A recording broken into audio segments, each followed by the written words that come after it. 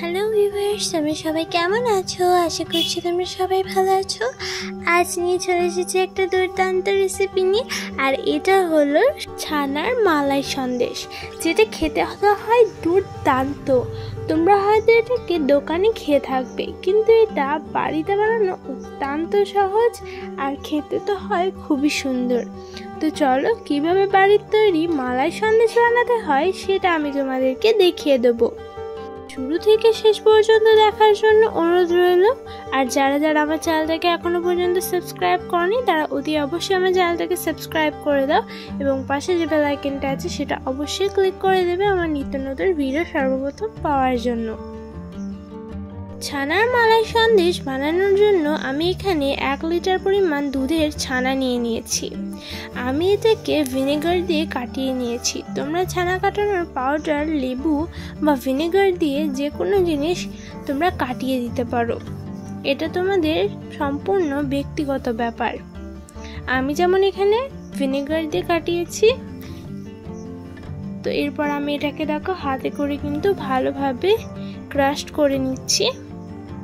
এরকমভাবে ঠিক হাতে করে ক্রাশ করে নেওয়ার পর গ্যাস ওভেনে দিয়ে দিয়েছি একটা কড়াই। এর মধ্যে দিয়ে দিলাম দুধ।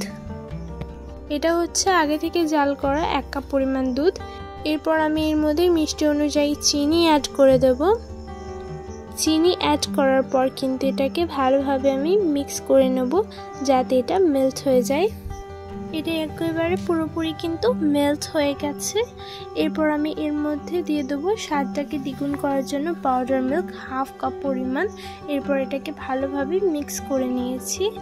জাস্ট ভালোভাবে মিক্স করার পর আমি এর মধ্যে সেই ছানাটাকে দিয়ে দিলাম। অল্প অল্প করে দিয়ে দিয়েছি দেখো। এরপর এটাকে ভালোভাবে কিন্তু মিক্স করে নিচ্ছি।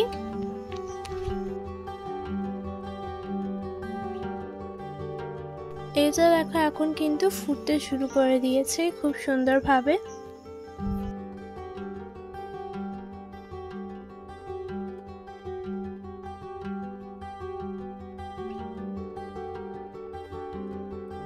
এরপর আমি এর মধ্যে দিয়ে দেবো ফ্লেভারটাকে দ্বিগুণ করার জন্য আর সেন্টটাকে ভালো আসার জন্য এলাচ। এখানে আমি একটা এলাচ ফাটিয়ে দিয়ে দেওয়ার পর কিন্তু ভালোভাবে কিন্তু মিক্স করে নিয়েছি। এটা দেখবে ভালোভাবে ফুটতে ফুটতে কিন্তু ঠিক একেবারে ডোয়ের মতো পরিণত হয়ে যাবে, ঠিক এরকম। তো দেখো এখন এটা কিন্তু ফুটতে শুরু করে দিয়েছে। তো এটাকে আমি আরেকবার ভালোভাবে কিন্তু নেড়ে নিচ্ছি। কিছুক্ষণ এরকমভাবে নেড়ে চেড়ে ফুটিয়ে নেওয়ার পরে কিন্তু হয়ে যাবে। ঠিক এরকমভাবে রেডি হয়ে যাচ্ছে দেখো, একেবারে ডোয়ের মতো। তো এটা কিন্তু আমি খুব সুন্দরভাবে নেড়ে নিচ্ছি।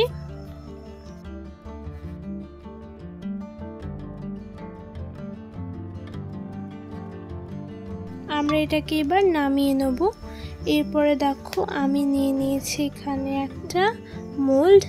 এরপর আমি এর মধ্যে দিয়ে দিলাম ঘি ব্রাশ করে। তারপরে আমি এই ছানার মিষ্টিটাকে দিয়ে দিলাম। তারপরে এরকমভাবে কিন্তু ভালোভাবে ছড়িয়ে দিচ্ছি। তবে এই ছানার মালাই সন্দেশটা খেতে কিন্তু খুবই সুন্দর লাগে। তোমরা মানো কি মানো, এত সুন্দর যে তোমাদের একেবারে মন জয় করে ফেলবে, এত সুন্দর খেতে হয়। এটা কিন্তু আমি আধ ঘন্টা ফ্রিজে রেখেছিলাম। আধ ঘন্টা পরই কিন্তু এটাকে বের করে দেখে নেব। আধ ঘন্টা পর দেখো এটা কিন্তু মনে হচ্ছে হয়ে গেছে। এরপরে চলো এটাকে আমি এরকমভাবে কেটে নিই। তোমরা নিজের পছন্দ অনুযায়ী কেটে নেবে।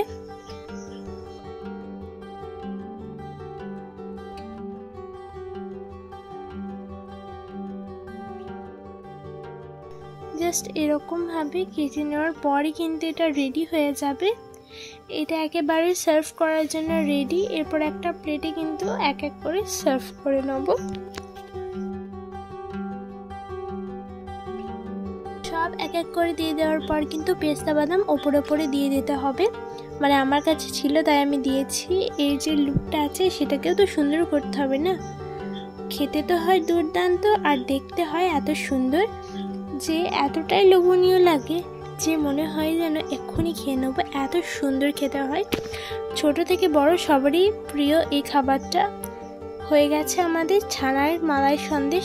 আর আজকের এই রেসিপিটা তোমাদেরকে কেমন লাগলো অবশ্যই কমেন্ট বক্সে জানাবে, এবং আমাদের চ্যানেলটাকে লাইক কমেন্ট শেয়ার করে দেবে, এবং পাশে যে বেল আইকনটা আছে সেটাকে অবশ্যই ক্লিক করে দেবে এরকম নিত্য নতুন ভিডিও সর্বপ্রথম পাওয়ার জন্য।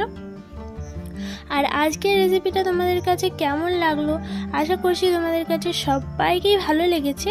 তো যদি ভালো লেগে থাকে তাহলে অবশ্যই ভিডিওটাকে একটা লাইক করে দেবে এবং কমেন্ট সেকশনে জানিয়ে দেবে যে তোমাদেরকে আজকের এই রেসিপিটা কেমন লেগেছে। আবার দেখা হবে পরের ভিডিওটাতে। তো এখনকার জন্য টাটা, বাই বাই।